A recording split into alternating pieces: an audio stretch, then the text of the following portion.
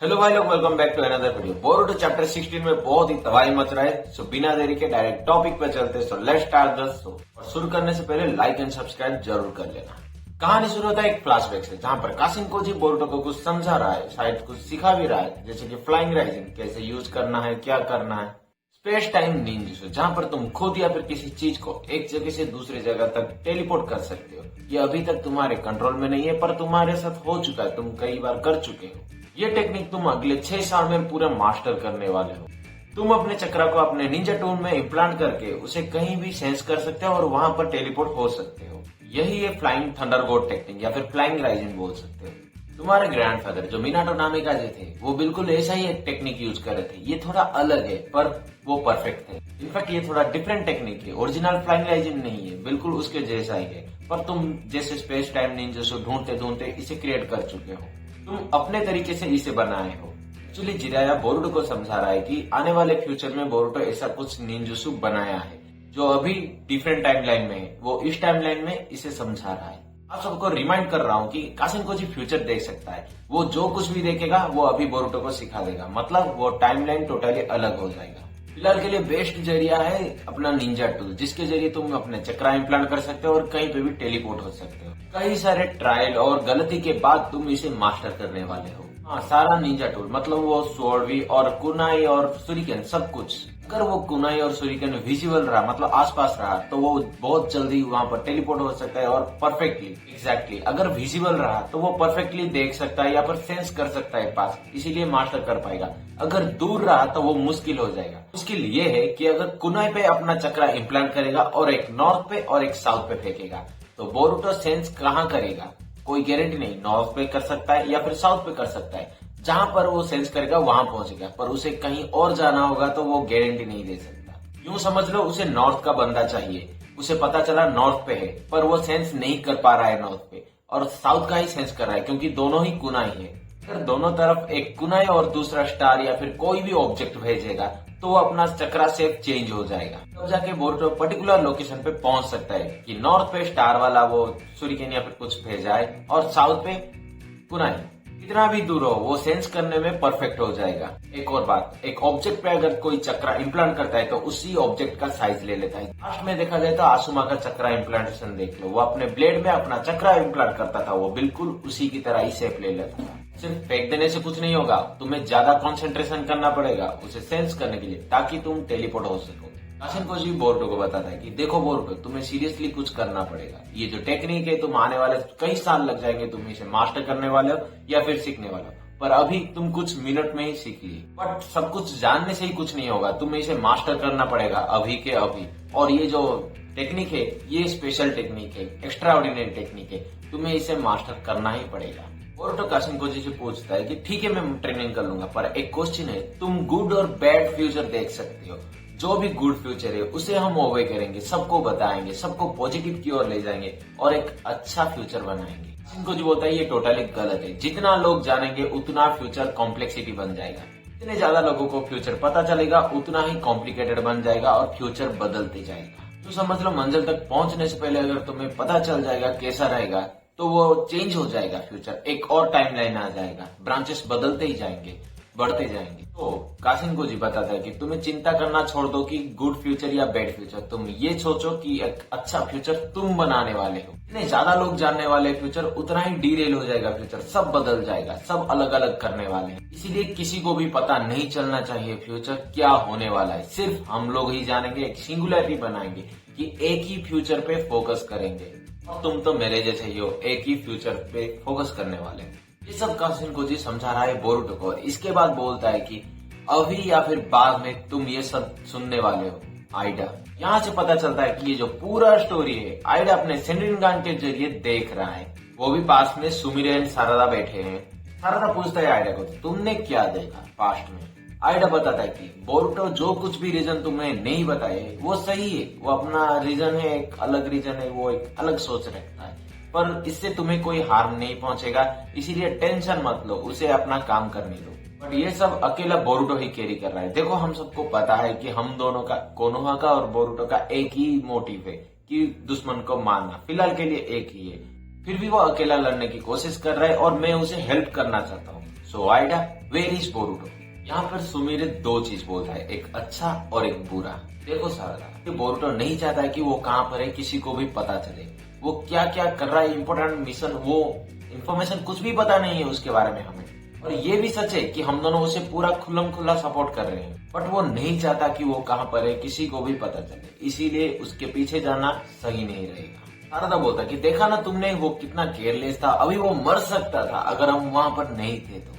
मुझे बताता कि हम नहीं थे, वो नहीं थे, तुम कुछ समझने की कोशिश करो, उसकी फीलिंग समझने की कोशिश करो। तुम्हें क्या लगता है कि आपने इच्छा से वो कर रहा है, हमसे छुप के बैठे या फिर छुप के सब कुछ रखे, उसका कुछ प्राइवेसी होगा, वो सबको नहीं बोल सकता है। जैसे कि तुम्हारे पास भी तुम्हारा कुछ प्राइवेसी है जो सबको नहीं बोलते हो, उसके बारे में सोचो। किसी और के बारे में भी सोचा करो, जैसे कि मेरे बारे में। जैसे कि तुम्हें पता है मैं बोरुटो को चाहता हूँ, फिर भी तुम मेरे सामने ही उसे खुल्लम खुल्ला, हाँ ठीक है तुमने बहुत सालों में उसे मिला, फिर भी तुम मेरे सामने उसे गले लग गए, मेरे फीलिंग के बारे में एक केयर भी नहीं किया, सब कुछ जान के भी।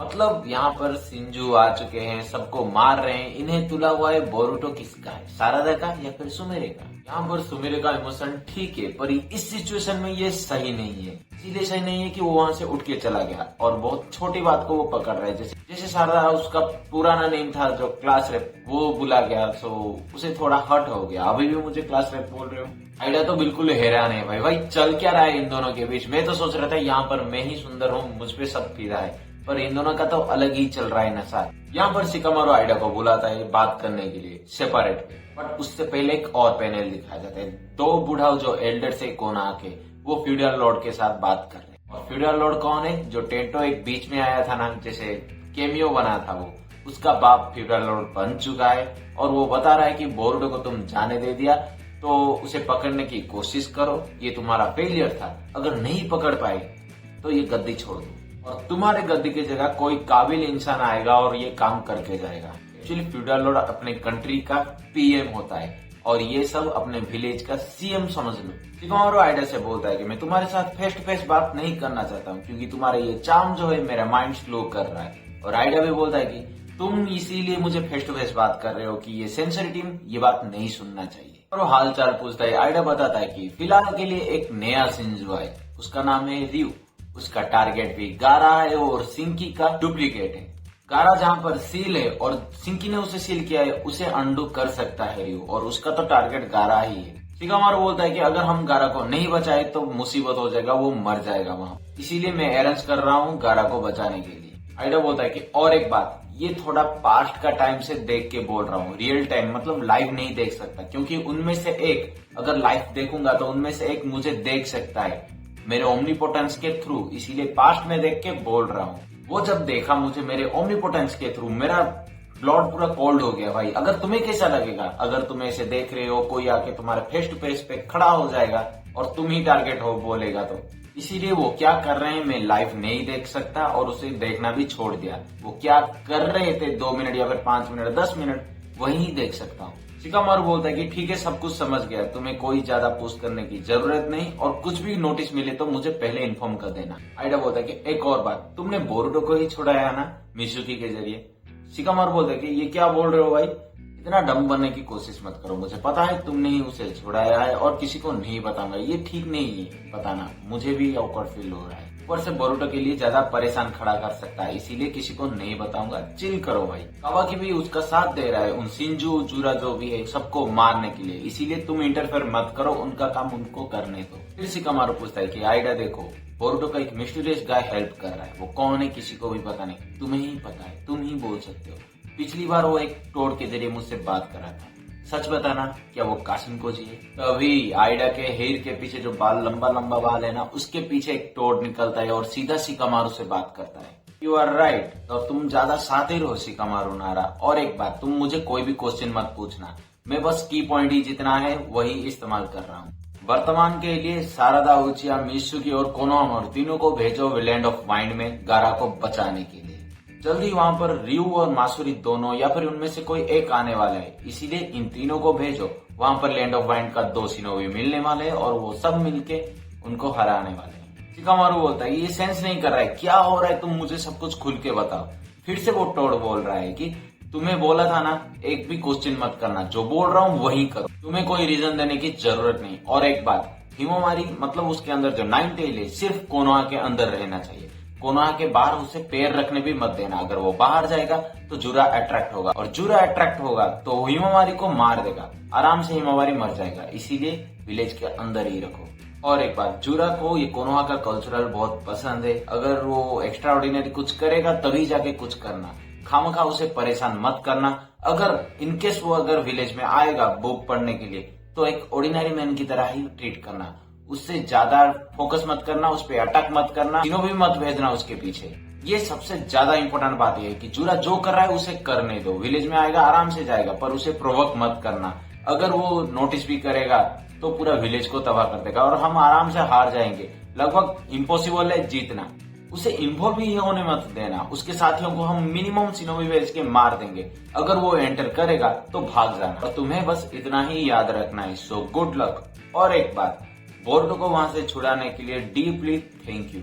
गांव का रूल्स, अपना रूल्स या फिर बड़ों का जो प्रेशर है सब कुछ छोड़ के तुम अपना हार्ट के सुन रहे हो, दिल की बात कर रहा है, इसीलिए तुम्हें धन्यवाद। और मैं कुछ ज्यादा प्रेशर भी तुम्हें नहीं कर रहा हूँ, इसलिए तुम्हारा डिसीजन है कि जुरा को क्या करना है क्या नहीं। मैं बस बोल दिया, बाकी तुम पर रहा। शिकामारू परेशान होके सुट्टा मारा है, आइडा फॉलो योर हार्ट को अपने दिल पे ले लिया है और सुमेरी वहां पर रिग्रेट कर रहा है। दूसरी तरफ सारादा, कोनोहामारू और मिसुकी लैंड ऑफ वाइंड में पहुंच चुके हैं। उनके पीछे हैं योडो और आराया, शिंकी का जो दो बेस्ट फ्रेंड है, वो इनकी हेल्प कर रहे हैं। एज प्रेडिक्टेड रयू और मात्सुरी आते हैं, एक टोड को देखते हैं जो नीचे उल्टा लेटा है या फिर मर गया है। वो सोच रहे हैं कि ये टोड क्या है, क्या बोरुटो को पकड़ने में ये हेल्प करेगा। और दूर से कोनोहामारू और बाकी चारों देख रहे हैं। चैप्टर के लिए 2 लाइन लिखा गया है कि कोनोहामारू और उसके टीम मिलकर रयू और मात्सुरी को चैलेंज करने वाले हैं। ये था बोरुटो चैप्टर 16 का पूरा स्टोरी। आपको कैसा लगा कमेंट करके बताना, और मेरा वीडियो में कुछ गलती हो तो वो भी बताना, मैं सुधारने की कोशिश करूंगा। ये वीडियो ज्यादा लंबा हो जाएगा, इसीलिए इस टॉपिक को यहीं रखते हैं। नेक्स्ट वीडियो में आएगा हिडन डिटेल्स और थ्योरी। सो तब तक के लिए